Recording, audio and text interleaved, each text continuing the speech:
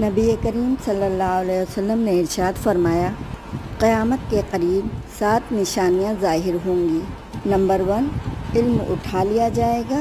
Number 2, जहालत आम हो जाएगी। नंबर 3, शराब खुलेआम पी जाएगी। नंबर 4, ज़िना आम हो जाएगा। नंबर 5, अमानत में ख़यानत होगी।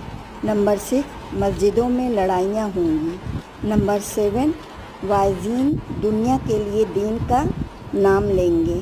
क्या ये सब कुछ आज हम अपनी आँखों से नहीं देख रहे हैं? अल्लाह की तरफ पलटने का वक्त है। तौबा का दरवाज़ा अभी भी खुला हुआ है।